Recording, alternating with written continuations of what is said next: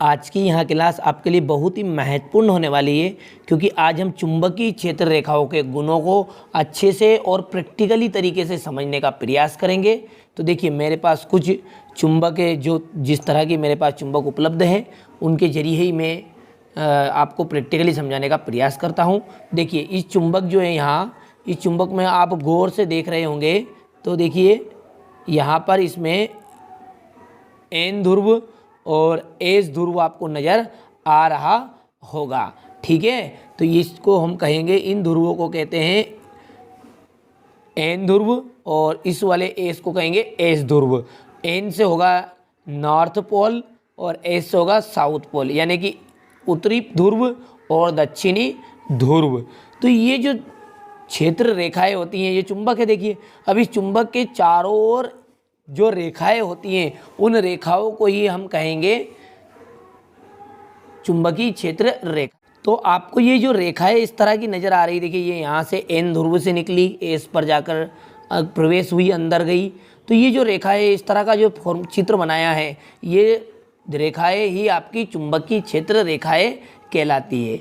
अब ये रेखाएं जो होती है, ये वक्र रेखा होती है। वक्र का मतलब होता है टेढ़ी मेढ़ी। तो देखिए, ये जो रेखा गई इस तरह से, यही घुमावदार, उसको मैं और अच्छे समझाने का प्रयास करता हूँ। देखिए किस तरह से, यहाँ पर मैंने ये एन, ए और एस, ये चुंबक हो गई। ठीक है, अब इससे जो रेखाएं निकलेगी, वहाँ ध्यान से देखिएगा कहाँ से निकल रही है, किस ओर जा रही है, वहाँ भी आप ध्यान से समझने का प्रयास करिएगा।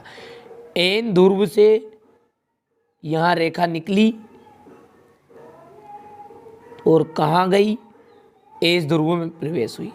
तो एन ध्रुव से तो रेखाएं निकलती है और एस ध्रुव में प्रवेश करती है। उसी तरह आप नीचे भी कर दीजिए भले ही, पर निकलेगी किस तरह, एन ध्रुव से निकलेगी और एस ध्रुव में प्रवेश करेगी।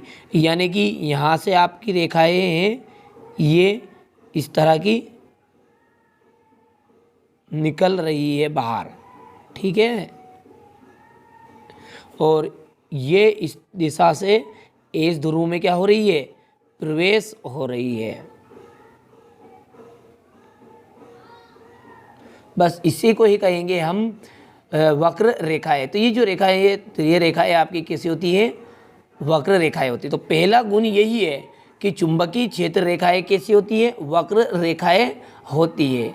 ये रेखाएं जो होती है, इतनी सारी रेखाएं देखिए इस चित्र में आपको नजर आ रही है। एक रेखा भी आपको एक दूसरे को काटती हुई प्रतीत हो रही, नजर आ रही है कि जो एक दूसरे को काट रही है, मतलब क्रॉस कर रही है, नहीं हो रहा है। तो ये जो चुंबकीय क्षेत्र रेखाएं होती हैं, ये एक दूसरे को कभी भी प्रतिच्छेद नहीं करती। ये दूसरा पॉइंट हो गया।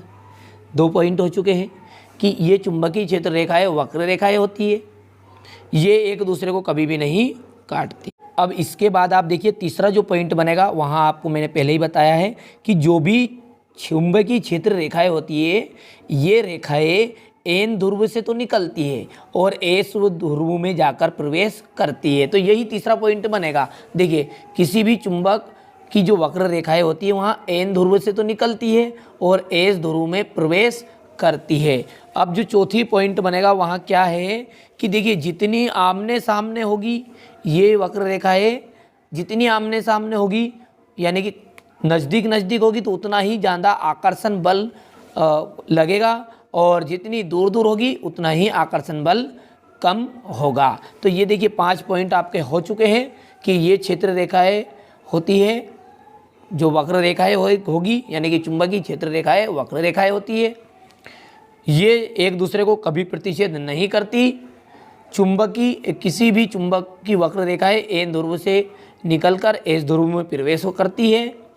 चुंबकीय क्षेत्र रेखाएं जितने आमने सामने होगी, उतना आकर्षण बल उतना ही अधिक होगा, और चुंबकीय क्षेत्र रेखाएं जितनी दूर दूर होती है, उतना उनमें आकर्षण बल कम होता है। तो ये हो गए आपकी चुंबकीय क्षेत्र रेखाओं के गुण, और बढ़िया से इनके नोट्स आप तैयार कर लीजिएगा स्क्रीनशॉट के माध्यम से।